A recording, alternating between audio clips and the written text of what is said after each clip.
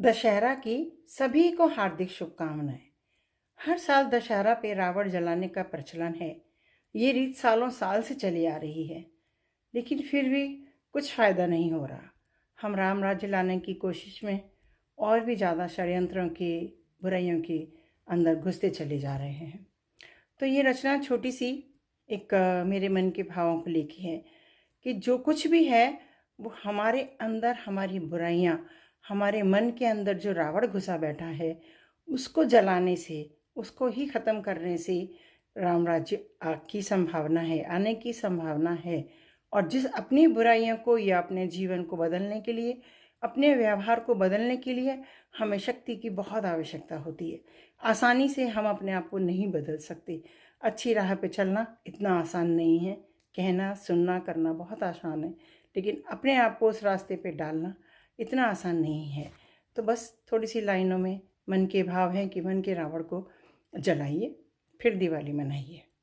तो तीर चलाने से क्या होगा? तीर चलाने से क्या होगा? फूस ही केवल जल पाएगा। तीर चलाने से क्या होगा? फूस ही केवल जल पाएगा। आग लगानी है जिसमें, वो तो मन के अंदर ही रहेगा। आग लगानी है जिसमें, वो तो अंदर में ही रहेगा। बरसों बीते आग लगाते, पर हाथ लगी ना खाक। बरसों बीते आग लगाते, हाथ लगी ना खाक। घर जो भेदी पाला होता, विभीषण के जैसे, घर जो भेदी पाला होता, सहज ही मर जाता रावण।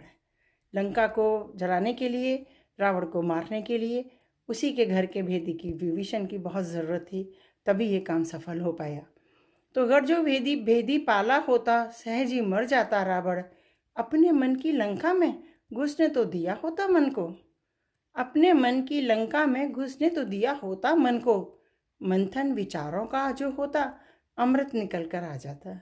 अपने ही मन से मन के विचारों का मंथन करेंगे तो हमको सब राह मिल जाती है, आसान हो जाती है।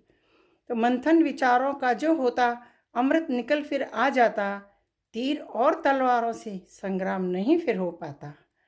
तीर और तलवारों से संग्राम नहीं फिर हो पाता। मन से मन की सुनने में रावण खुद ही फिर मर जाता। मन से मन की सुनने में रावण खुद ही फिर मर जाता। बहुत बहुत शुभकामनाएं दशहरा की। एक बार फिर से अपने मन के अंदर झांकिए, अपने मन की सुनिए, मन को देखिए, अपने विचारों का मंथन करिए, तो घास फूस जलाने की, तीर तलवार जलाने की ज़रूरत ही नहीं पड़ेगी। अपने आप राम राज्य की स्थापना शुरू हो जाएगी और फिर हम दिवाली मना सकते हैं। शुक्रिया, बहुत बहुत शुक्रिया।